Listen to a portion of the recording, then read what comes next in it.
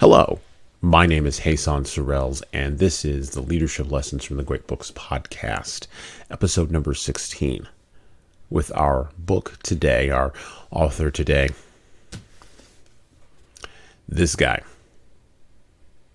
Today we are going to be reading insights and excerpts that are the results, or that are about documenting the results of oppression, suppression, and the loss of the freedom of speech. Sure, freedom was restored, but as we wrap up the month, as we come to the end of a month focused on writers of Russian descent, where we have covered Lenin and Chekhov and Dostoevsky on the podcast, we've arrived at the clearing, at the end of the totalitarian path. And there, in the clearing, at the end of that path, stands a monumental giant of 20th century literature, whether you agree with his conclusions or not. The anti-communist writer, Aleksandr Solzhenitsyn.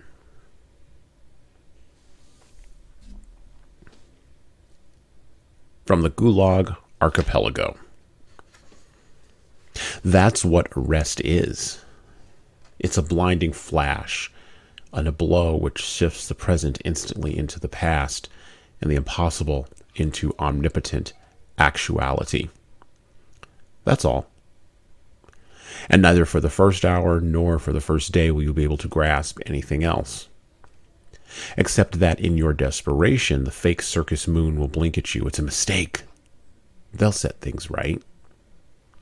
And everything which is by now comprised in the traditional, even literary image of an arrest will pile up and take shape, not in your own disordered memory, but in what our family and your neighbors in your apartment remember. The sharp nighttime ring, or the rude knock at the door. The insolent entrance of the unwiped jackboots of the unsleeping state security operatives. The frightened and cowed civilians witness at their backs. And what function does this civilian witness serve? The victim doesn't even dare think about it, and the operatives don't remember, but that's what the regulations call for, and so he has to sit there all night long and sign in the morning. For the witness, jerked from his bed, it is torture too, to go out night after night to help arrest his own neighbors and acquaintances. The traditional image of arrest is also trembling hands packing for the victim, a change of underwear, a piece of soap, something to eat, and no one knows what it is that is needed, what is permitted, what clothes are best to wear. And the security agents keep interrupting and hurrying you. You don't need anything. They'll feed you there. It's warm there. It's all lies. They keep hurrying you to frighten you.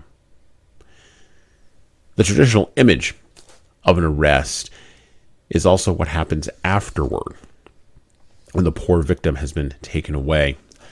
It is an alien, brutal, and crushing force, totally dominating the apartment for hours on end. A breaking, ripping open, pulling from the walls, emptying things from wardrobes and desks onto the floor, shaking, dumping out and ripping apart, piling up mountains of litter on the floor, and the crunch of things being trampled beneath jackboots. And nothing is sacred in the search. During the rest of the locomotive engineer in Ocean, a tiny coffin stood in his room containing the body of his newly dead child. The jurists dumped the child's body out of the coffin and searched it. They shake sick people out of their sick beds, and they unwind bandages to search beneath them. For those left behind after the arrest, there is the long tail end of a wrecked and devastated life, and the attempts to go and deliver food parcels. But from all the windows, the answer comes in barking voices. Nobody here by that name. Never heard of him. Yes. And in the worst days in Leningrad, it took 5 days of standing in crowded lines just to get to that window. And it may be only after half a year or a year that the arrested person responds at all. Or else the answer is tossed out, deprived of the right to correspond. And that means, once and for all, no right to correspondence. And that, almost for certain, means has been shot. That's how we picture arrest to ourselves.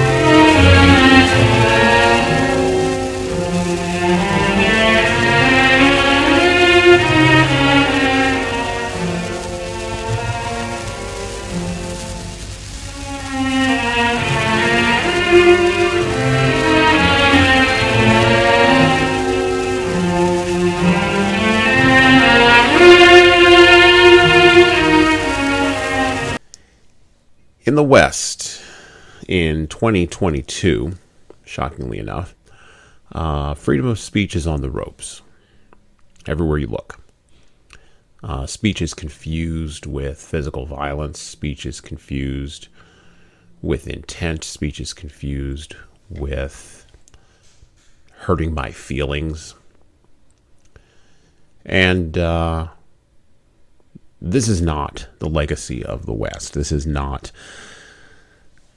what people fought and died for in the West.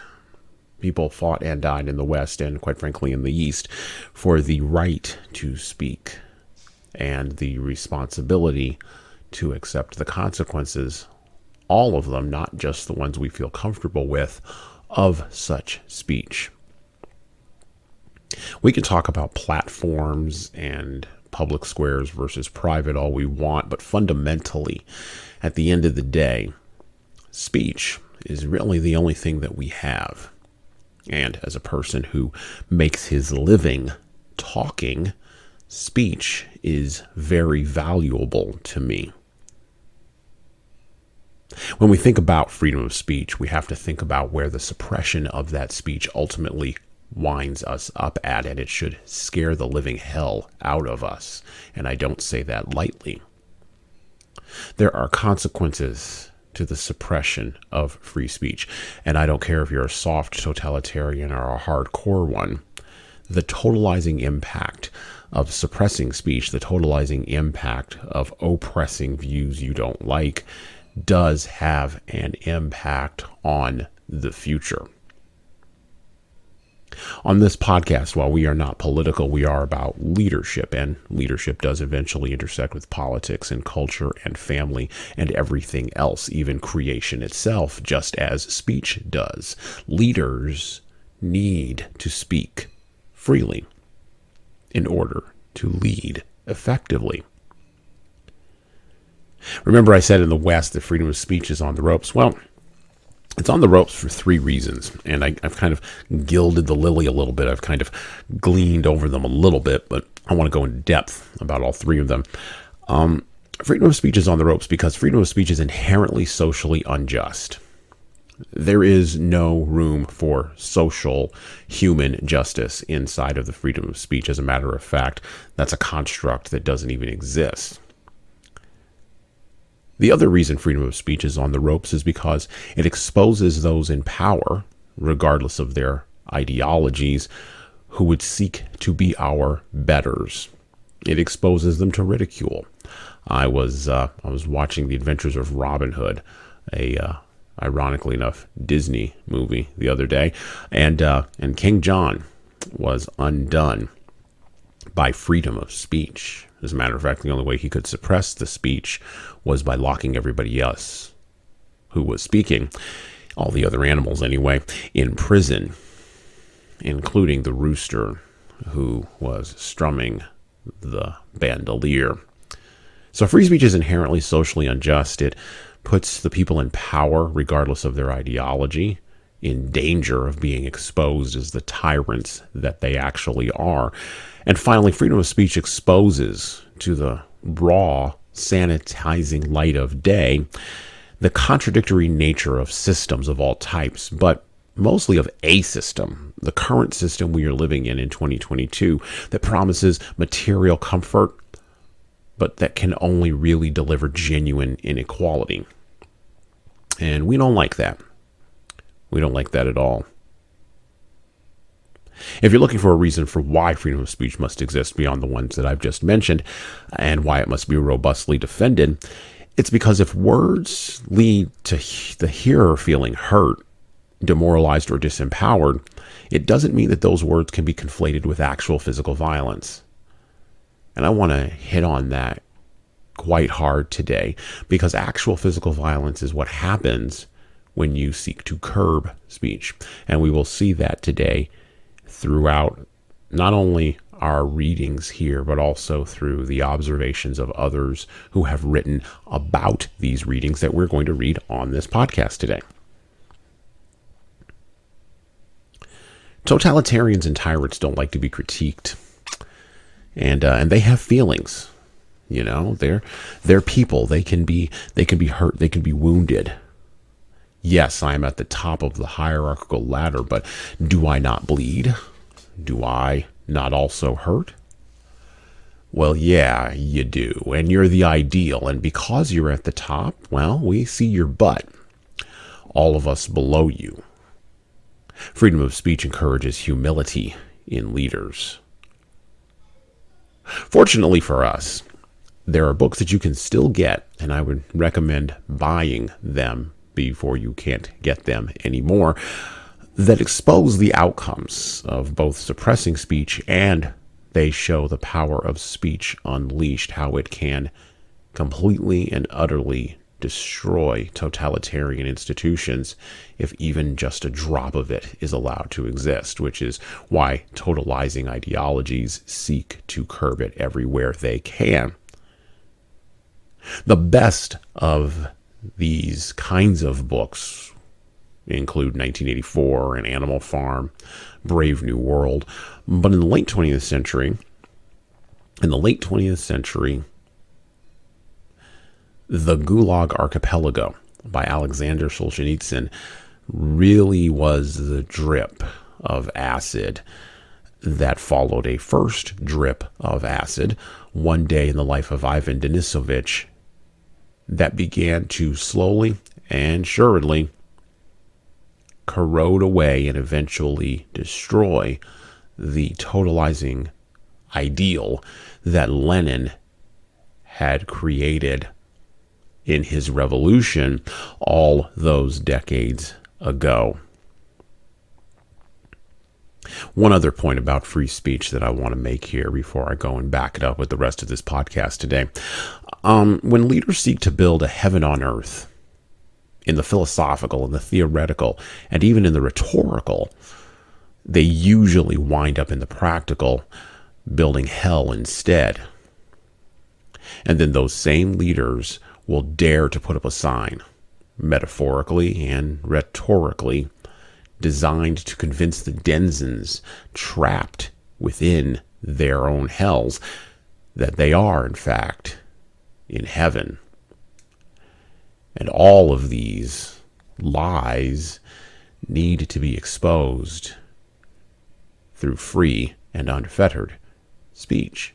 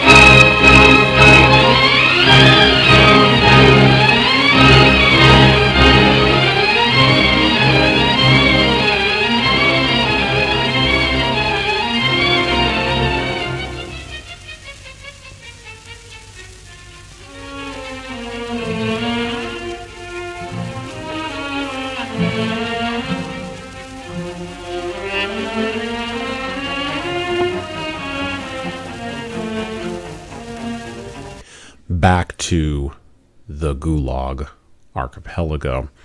The version that we are going to be reading from today is the perennial library version, a little bit different than the vintage classic version.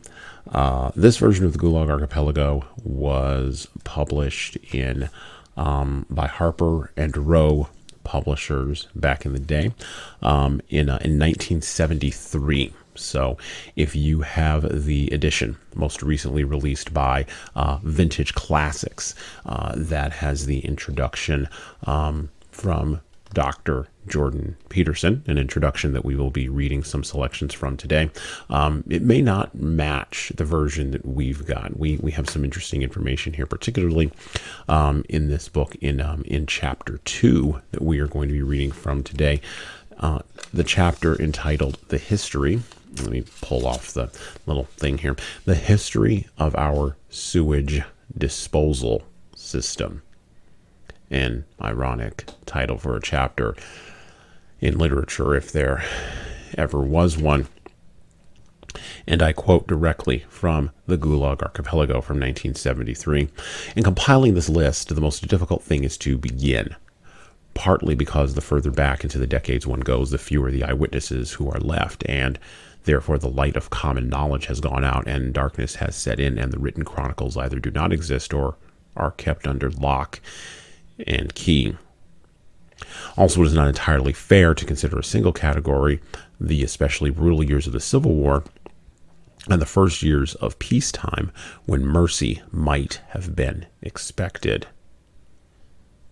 But even before there was any civil war, it could be seen that Russia, due to the makeup of its population, was obviously not suited for any sort of socialism whatsoever. It was totally polluted. One of the first blows of the dictatorship was directed against the cadets, the members of the Constitutional Democratic Party. Under the Tsar, they had constituted the most dangerous ranks of the revolution, and under the government of the proletariat, they represented the most dangerous ranks of the reaction.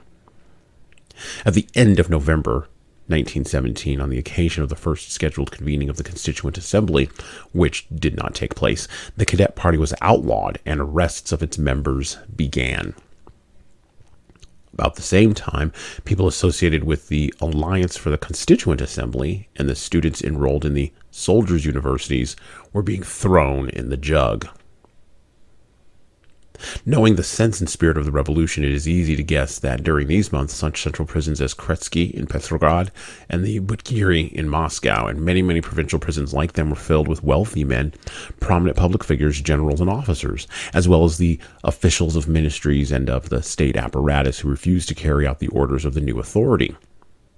One of the first operations of the Cheka was to arrest the entire committee of the All-Russian Union of Employees. By the way, the Cheka is the NKVD, which would later be called the KGB, which would much later have a person working in it that you may know by the name of Vladimir Putin. Back to the history of our sewage disposal system. One of the first circulars of the NKVD in December 1917 stated, quote, in the view of sabotage by officials, use maximum initiative in localities not excluding confiscation, compulsion, and arrests.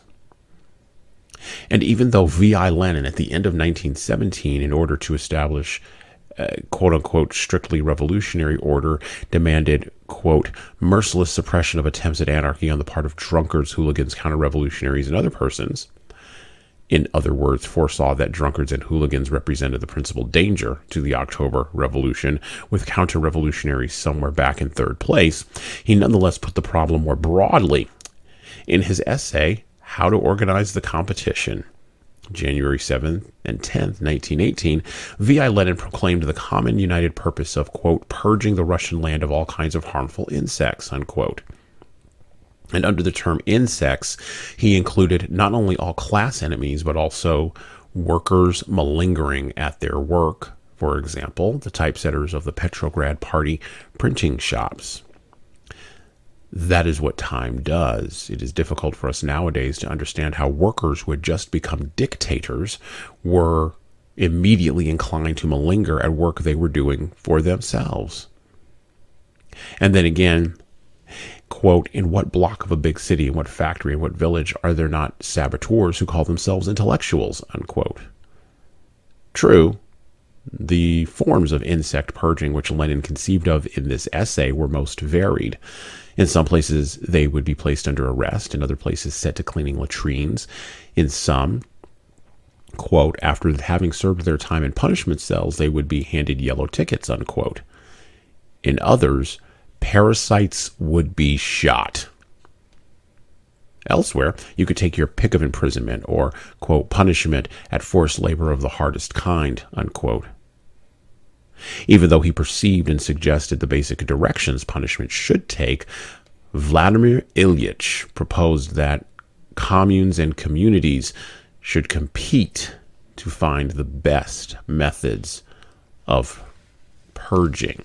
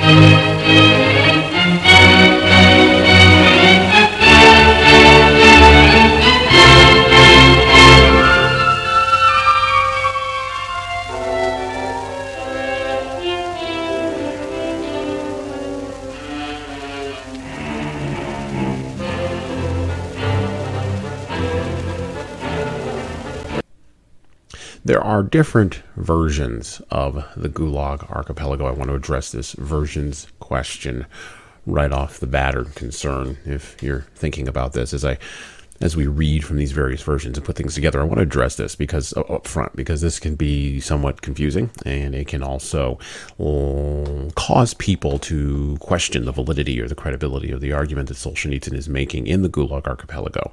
Not in One Day in the Life of Ivan Denisovich. That seems to be a pure manuscript, but this version, this book seems to have struggled to get it right. And I don't mean that Solzhenitsyn struggled to get it right, but there's different versions because of the problems that arise because many on the political left worldwide, they had problems with Solzhenitsyn's assertions about the nature of communism in the Soviet Union.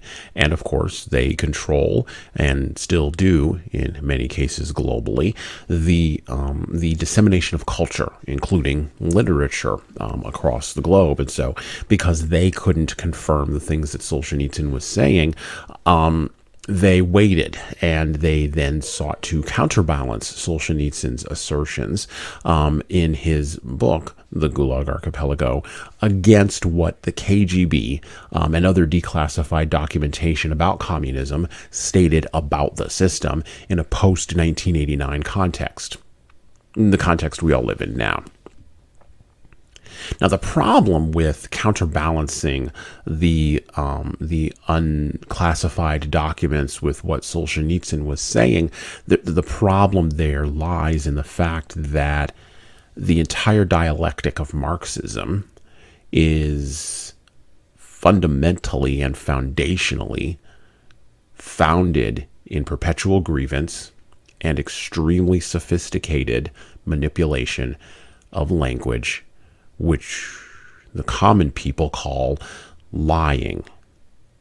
Marxism is basically a lie. Actually, there's no basically to it. It is a lie. And communism was built on the foundation of Marxism. Did Marx get to some truth about the historical forces that are between groups of people? Sure. But even a wrong clock is right at least once a day. That doesn't mean that it's right the rest of the time, though. And so in adopting this counterbalancing of Solzhenitsyn, public intellectuals of all stripes on both the right and the left have sought to whittle down Solzhenitsyn into something else. However, there is a person who has chosen to take Solzhenitsyn at his word and has looked at the history of oppression and has chosen to stare at the facts as they are and tell the truth. And this would be the Canadian psychologist, author, podcaster, and public lecturer, Dr. Jordan Peterson.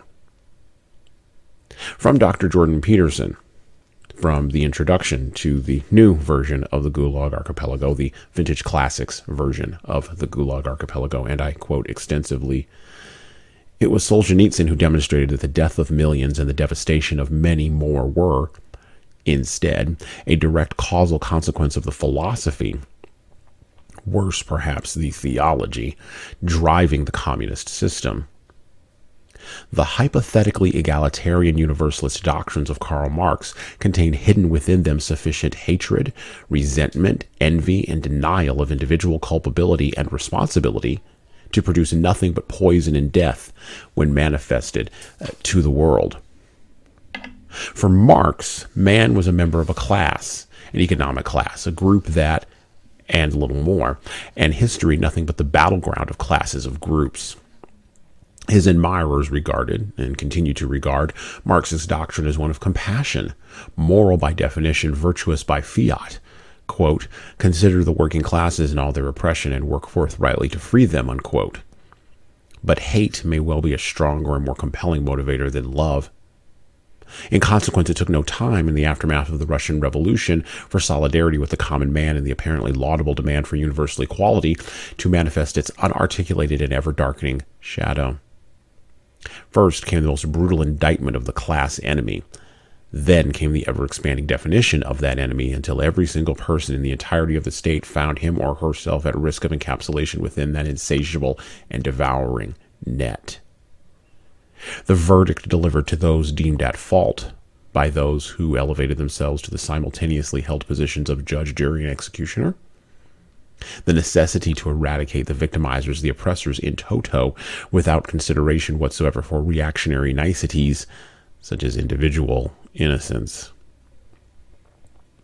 Let us note as well, this outcome wasn't the result of the initially pristine Marxist doctrine becoming corrupt over time, but something apparent and present at the very beginning of the Soviet state itself.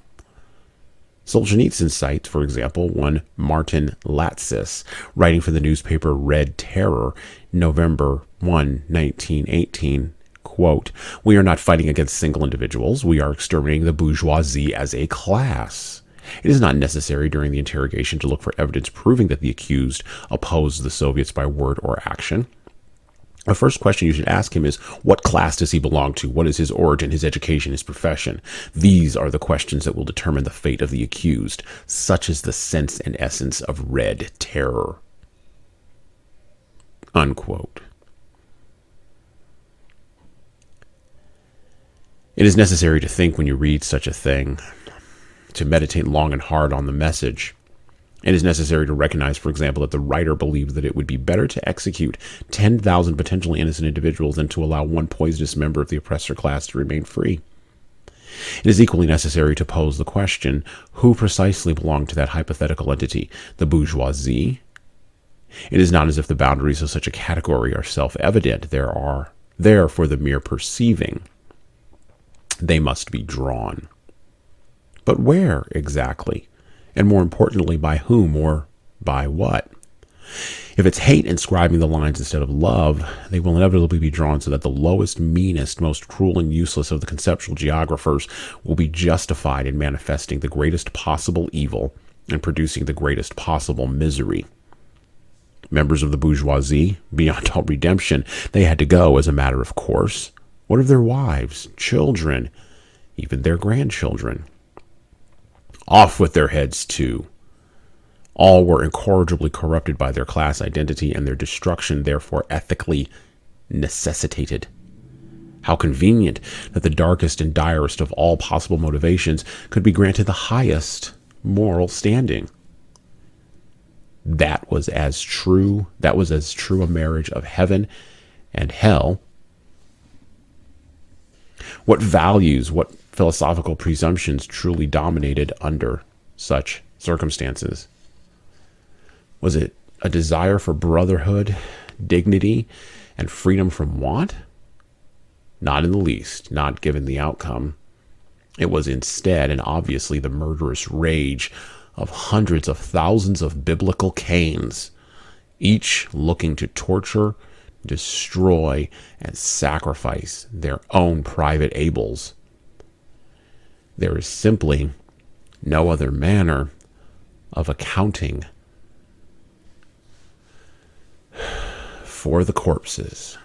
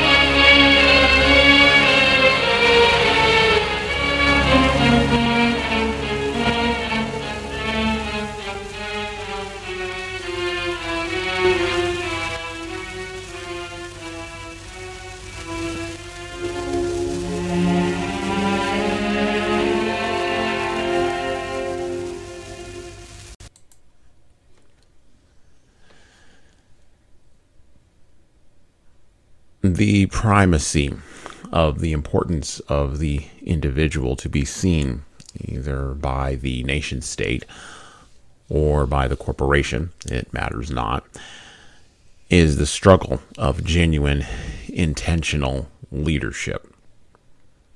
Leaders seek to bend the apparatus of a truly ethical state, including the apparatus of a nation state, right? It could be any state that they're in. It could be the state of their family. It could be the state of their community. It could be the state of their company.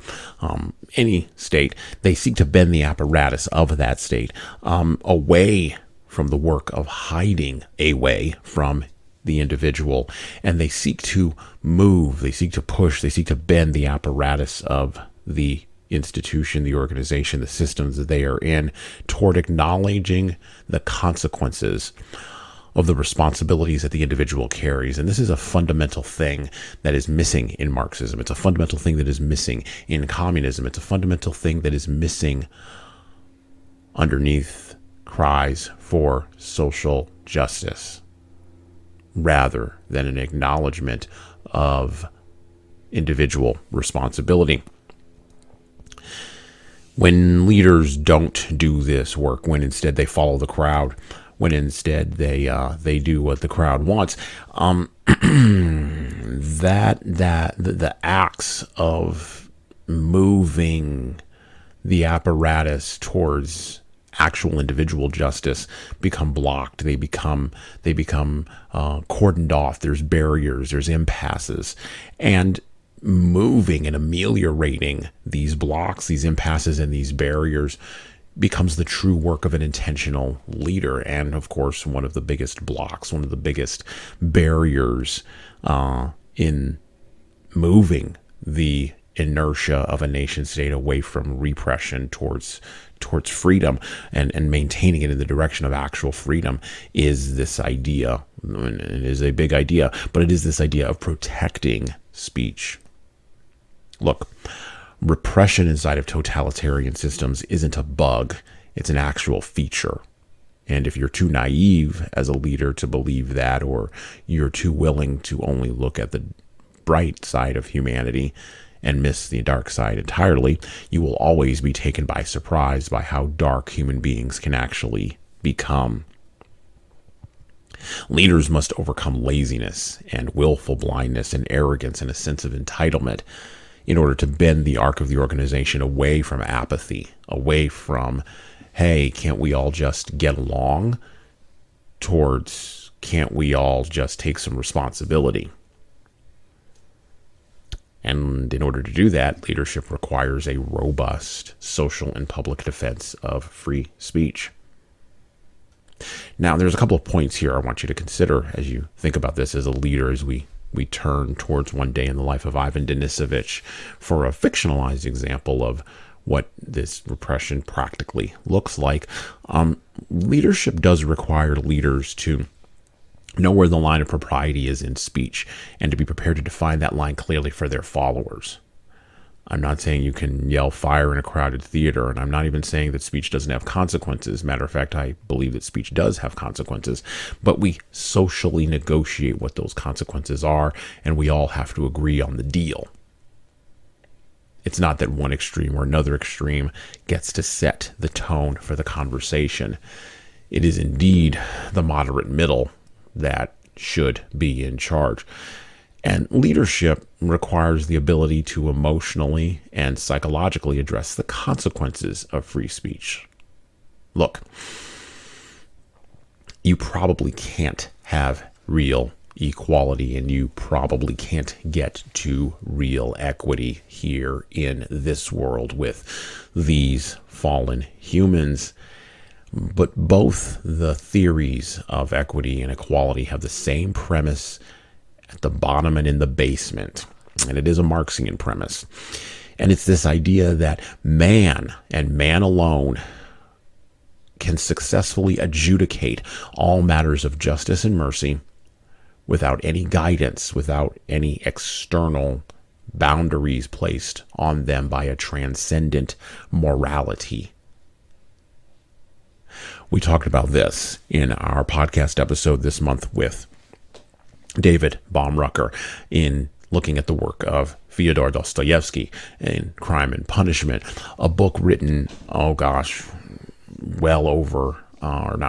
close to 100 years before One Day in the Life of Ivan Denisovich came out. And just as Solzhenitsyn knew the Russian people weren't ready for socialism, Dostoevsky knew the same thing.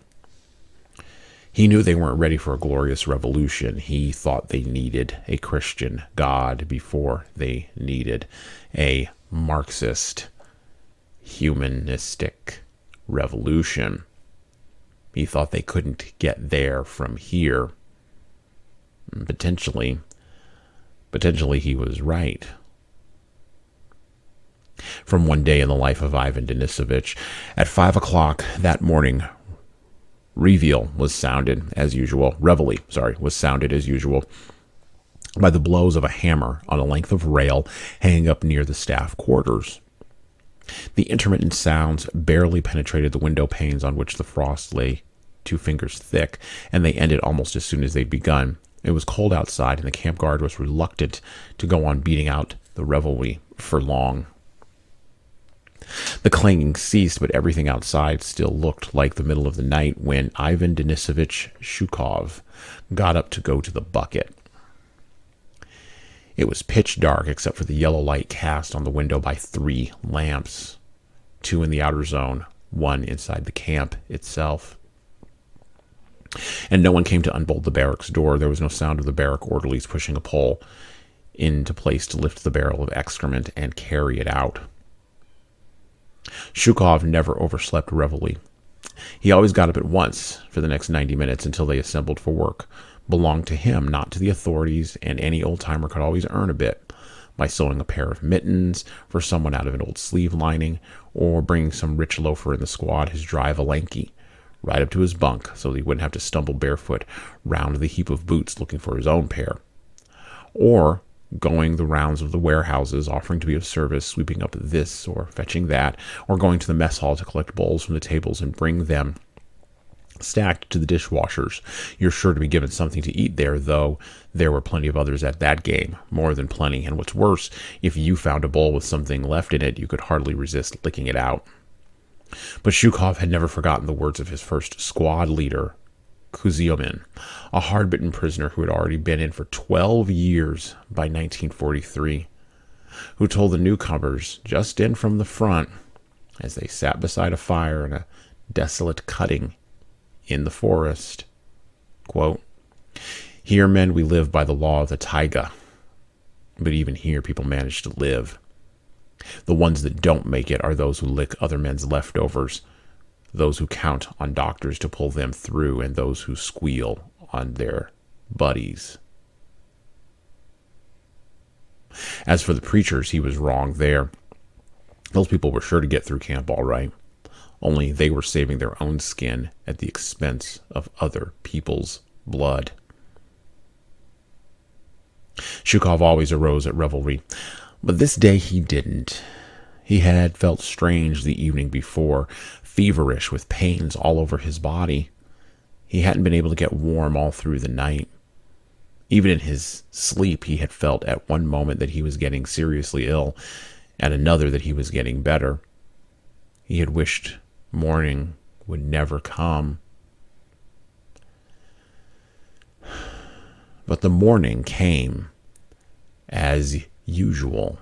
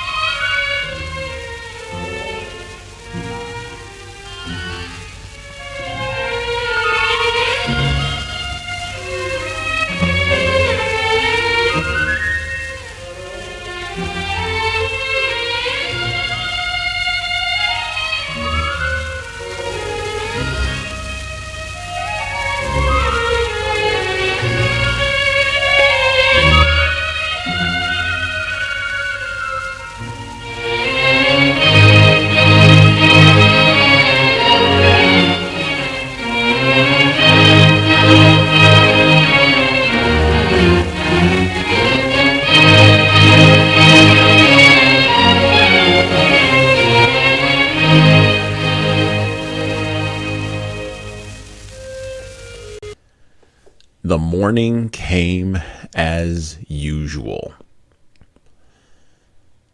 There is justice, but not the kind of cosmic dealing, not the kind of cosmic reckoning that we want in our hearts. The language of justice employed by people who want justice for their enemies, but only mercy for themselves, tends to cast a dark shadow in light of the fact that the sun rises on the just and the unjust alike. One Day in the Life of Ivan Denisovich was released before the Gulag Archipelago, as I mentioned previously, and it landed like an atomic bomb in Russian culture and Soviet culture after Khrushchev's equally shocking public repudiation of Stalin's quote-unquote cult of personality at the 22nd Party Congress in the late 1950s, early 1960s. This book details a day in the life of a prisoner, Ivan Denisovich, in a gulag. It is raw, it is unfiltered, and it reflected in an emotional way the experiences that Solzhenitsyn had himself that were further fleshed out and ID'd in the Gulag Archipelago. The book, One Day in the Life of Ivan Denisovich, lays out to critique the previously unmentionable, and it lays out the results at a social contract level of a fully realized totalizing vision of what an organized culture where lies, fear, and machinations serve as the Marxist-driven concrete underpinnings of an utterly rotten superstructure. When leaders think about Ivan Denisovich, we have to think honestly about the results and the consequences of speech and what that gets us. And the fact of the matter is, leaders must have the willingness to die socially, culturally, yeah, that means getting canceled. Yes, that may mean losing jobs. Yes, that may mean not having food to put in your kid's mouth. Leaders have to have a willingness to die to protect the word of truth, to protect the ability to even say that truth. But leaders also concomitantly or concomitantly, or however you want to frame it, leaders also must have a willingness to extract the highest meaning from the words they speak, and then have the guts to speak those words and speak that meaning out. Now, the kinds of folks who don't like that, the kinds of folks who find that to be threatening, are folks at an individual level who are, as Dr. Peterson mentioned earlier, at the lowest, most mean-spirited point in their own experience. They are experiencing jealousy. They are experiencing rage. They are experiencing hatred. They're not experiencing love of any kind, although they may use the words of love. They may use the words of justice. They may use the words of mercy, but that's not what they actually mean. Amateur tyrants do not possess a totalizing vision other than the vision of totally controlling other people and other people's responses to them, all the way down to the social contract level. And in case you think I'm crazy, think of the last person you saw being yelled at for either wearing a mask or not wearing a mask in public during the last 2 years. Back to one day in the life of Ivan Denisovich. But not simply to report as usual to the authorities for the daily assignment. Now, this is after Shukov gets up and he's moving around the camp. Shukov remembered that this morning his fate hung in the balance. They wanted to shift the 104th from the building shops to a new site, the Socialist Way of Life settlement. It lay in open country covered with snowdrifts, and before anything else could be done there, they would have to dig holes and put up posts and attach barbed wire to them. Wire themselves in so they wouldn't run away. Only then would they start building. There wouldn't be a warm corner for a whole month, not even a doghouse, and fires were out of the question. There was nothing to build them with. Let your work warm you up. That was your only salvation. No wonder the squad leader looked so worried. That was his job, to elbow some other squad, some bunch of suckers, into the assignment instead of the 104th. Of course, with empty bands, you got nowhere.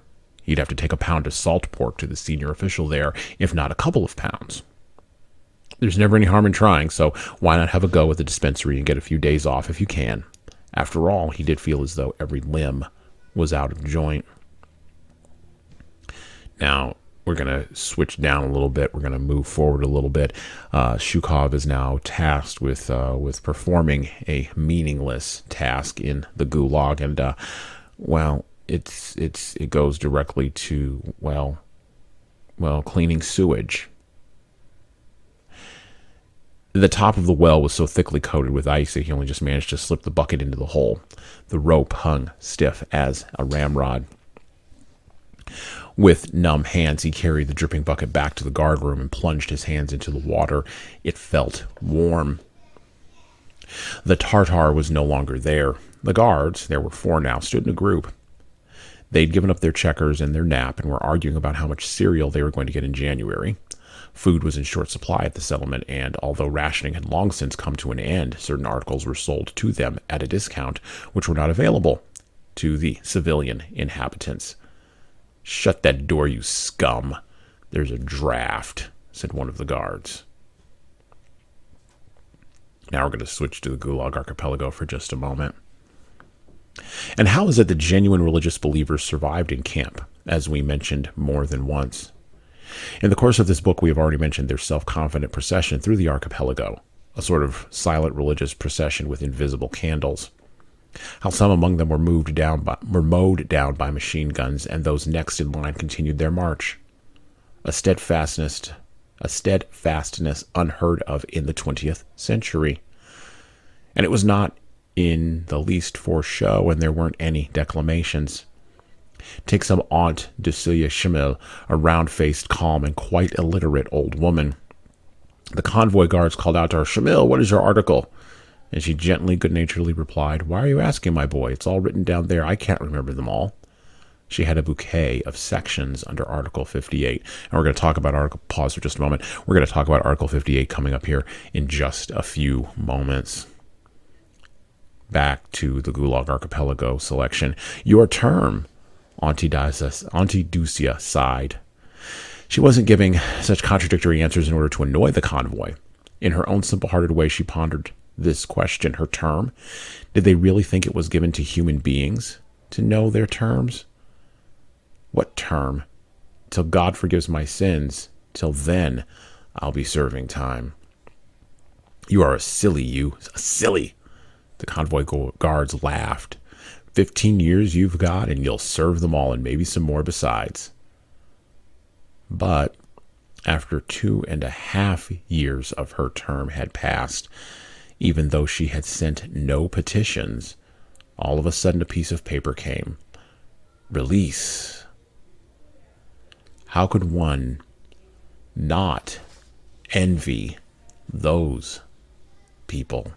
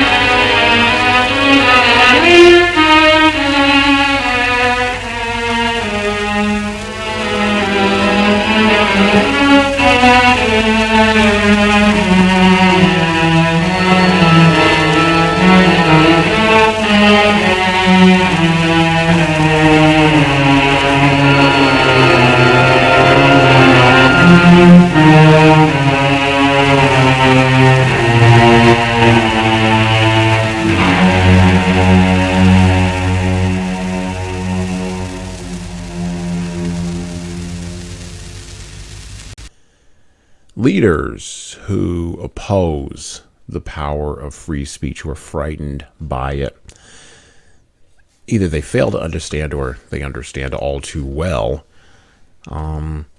the totalizing nature of a creator. And they may indeed really be in rebellion against that creator, and that rebellion exposes itself as an opposition to genuine free speech.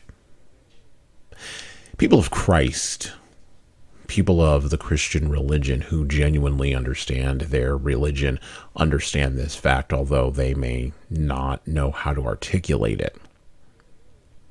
There's something very basic built into Christianity that demonstrates that God loves liberty, and God loves freedom, and God loves true speech.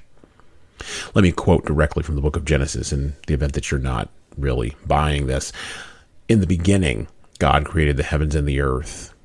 Now the earth was formless and empty, and darkness was over the surface of the deep, and the Spirit of God was hovering over the waters. And God said, "Let there be light," and there was light. God saw that the light was good, and he separated the light from the darkness. God called the light day, and the darkness he called night. And there was evening, and there was morning, the first day. You can go back to Genesis and read the rest of it, and I'd recommend doing that in the event that you haven't, because the freedom to speak is freedom from the Creator, and the Creator is pro-liberty. The Creator is also pro-judgment, pro-consequence, and pro-mercy. Freedom of speech requires leaders insisting on the responsibility of individual people to form a society and a culture from the words of the truths that they speak.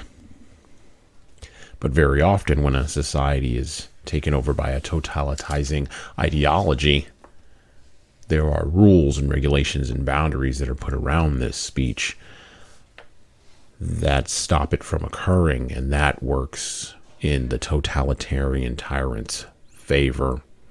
You know, the one who's in rebellion against creation itself. Back to the Gulag Archipelago, the history of our sewage disposal system from the 1973 Perennial Classics edition by Harper and Row. Paradoxically enough, every act of the all-penetrating, eternally wakeful organs over the span of many years is based solely on one article of the 140 articles of the non-general division of the Criminal Code of 1926. One can find more epithets in praise of this article than Turgenev once assembled to praise the Russian language, or Nekrasov to praise Mother Russia. Great, powerful, abundant, highly ramified, multiform, wide-sweeping 58, which summed up the world not so much through the exact terms of its sections as in their extended dialectical interpretation. Who among us has not experienced its all-encompassing embrace? In all truth, there is no step, thought, or action, or lack of action, under the heavens which could not be punished by the heavy hand of Article 58. The article itself cannot be worded in such broad terms, but it proved it possible to interpret it this broadly. Article 58 was not in that division of the code dealing with the political crimes, and nowhere was it categorized as quote-unquote political. No. It was included with crimes against public order and the organized gangsterism in division of crimes against the state. Thus, the criminal code starts off by refusing to recognize anyone under its jurisdiction as a political offender. All are simply criminals. Article 58 consisted of 14 sections. In Section 1, we learn that any action, and according to Article 6 of the Criminal Code, any absence of action directed toward the weakening of state power was considered to be counter-revolutionary. Broadly interpreted, this turned out to include the refusal of a prisoner in camp to work when in a state of starvation and exhaustion. This was a weakening of state power, and it was punished by execution. For instance, the execution of malingerers during the war. From 1934 on, when we were given back the term motherland, subsections were inserted on treason to the motherland, 1A, 1B, 1C, 1D. According to these new subsections, all actions directed against the military might of the USSR were punishable by execution, 1B, or by 10 years imprisonment, 1A, but the lighter penalty was imposed only when mitigating circumstances were present and upon civilians only.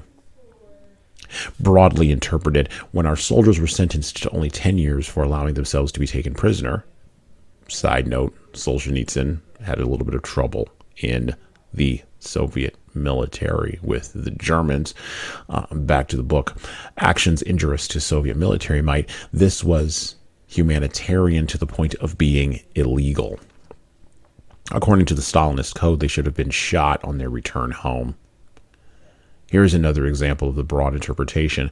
I remember well an encounter in Butkiri in the summer of 1946. A certain Pole had been born in Lemberg when that city was part of the Austro-Hungarian Empire.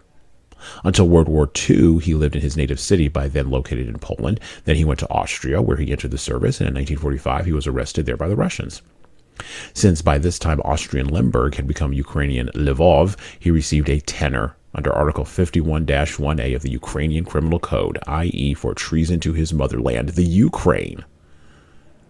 And at his interrogation, the poor fellow couldn't prove that treason to the Ukraine had not been his purpose when he went to Vienna. And that's how he conned his way into becoming a traitor. One important additional broadening of the section on treason was its application via Article 19 of the Criminal Code, via intent. In other words, no treason had taken place, but the interrogator envisioned an intention to betray. And that was enough to justify a full term, the same as for actual treason. True, Article 19 proposes that there be no penalty for intent, but only for preparation. But given a dialectical reading, one can understand intention as preparation. And preparation is punished by the same way, i.e. with the same penalty as the crime itself. In general, we, quote, we draw no distinction between intention and the crime itself. And this is an instance of the superiority of Soviet legislation to bourgeoisie legislation.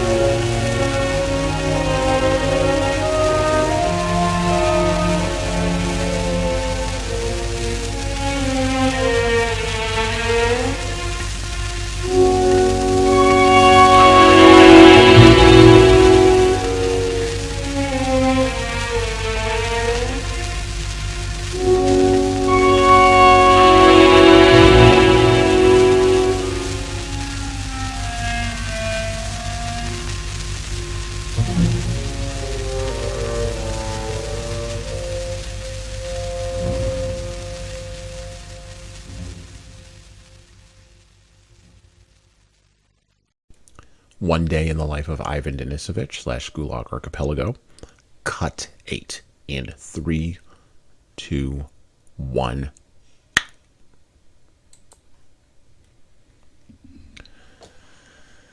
Back to One Day in the Life of Ivan Denisovich. No sense in getting your boots wet in the morning. Even if Shukov had dashed back to his barracks, he wouldn't have found another pair to change into. During 8 years' imprisonment, he had known various systems for allocating footwear. There'd been times when he'd gone through the winter without Valenki at all, or leather boots either, and had had to make shift with rope, sandals, or a sort of galoshes made of scraps of motor tires, chetses, they called them after the Chelyabinsk tractor works. Now, the footwear situation seemed better. In October, Shukov had received, thanks to Pavlo, who he trailed to the warehouse, a pair of ordinary hard-wearing leather boots, big enough for a double thickness of rags inside. For a week, he went about as though he'd been given a birthday present, kicking his new heels. Then in December, the Valenki arrived, and oh, wasn't life wonderful? But some devil in the bookkeeper's office had whispered in the commandant's ear that Valenki should be issued only to those who surrendered their boots. It was against the rules for a prisoner to possess 2 pairs of footwear at the same time, so Shukov had to choose. Either he'd have to wear leather throughout the winter or surrender the boots and wear Valenki even in the thaw. He'd taken such good care of his new boots, softening the leather with grease. Nothing had been so hard to part with in all his 8 years in camps as that pair of boots. They were tossed into a common heap, not a hope of finding your own pair in the spring. Now Shukov knew what he had to do. He dexterously pulled his feet out of the Valenki, put the Valenki in a corner, stuffed his foot rags into them. His spoon tinkled on the floor, though he made himself ready for the guardhouse in a hurry. He hadn't forgotten his spoon, and barefoot sloshed the water right under the guard's Valenki. "Hey there, you slob, take it easy," one of the guards shouted, putting his feet on a chair. "Rice?" another went on. "Rice is a different category. You can't compare cereal with rice." "How much water are you going to use, idiot? Who on earth washes like that?" "I'll never get it clean otherwise, Citizen Chief. It's thick with mud." "Didn't you ever watch your wife scrub the floor, pig?" Shukov drew himself up, the rag dripping in his hand. He smiled ingenuously, revealing the gaps in his teeth, the result of a touch of scurvy at Ust-Ishma in 1943. And what a touch it was. His exhausted stomach wouldn't hold any kind of food, and his bowels could move nothing but a bloody fluid. But now only a lisp remained from that old trouble. "I was taken away from my wife in 41, Citizen Chief. I've forgotten what she was like.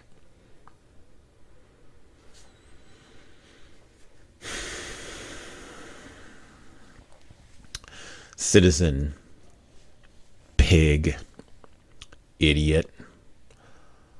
I've forgotten what she was like. The ties that bind society together are woven together for the gossamer of truth. No matter what you may think of that gossamer, it does bind society together. And when that truth is no longer protected or actively dismembered by those with the intent to build a quote-unquote better world, it doesn't take long for man's inhumanity to man to appear in even the most inhumane situations. It also doesn't take long for those situations to morph into the actual hell, verbalized in insults, degradations, and bureaucratic apathy that encourages leaders to stick with the totalizing lie rather than break it and destroy it in favor of the freeing absolute truth. Leaders understand this, and leaders have the courage, and it is a courageous act to break and restrand the ties that bind with their language, their speech, and their words. They raise the alarm and they recognize when those ties are being cut, and they identify who's doing the cutting very clearly. And then they go about the process of reweaving back the fabric, not only of the social contract, not only of the society, not only of individual entities, but they go back to reweaving the fabric of the social contract, the fabric of life together itself. And they take this role very, very seriously, even and especially now, innocuous leaders in innocuous places in the West.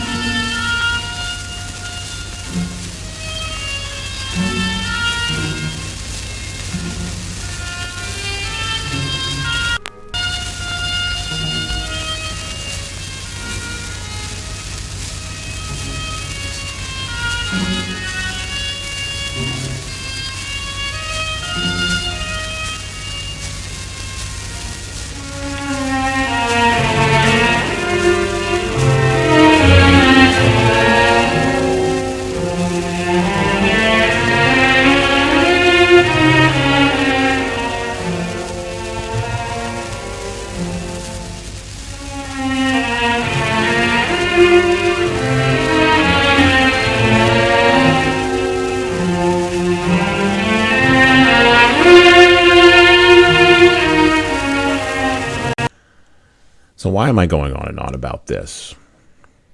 Why am I lecturing into the void? Why is there no guest on the podcast? Why do I not have an amen corner on this one?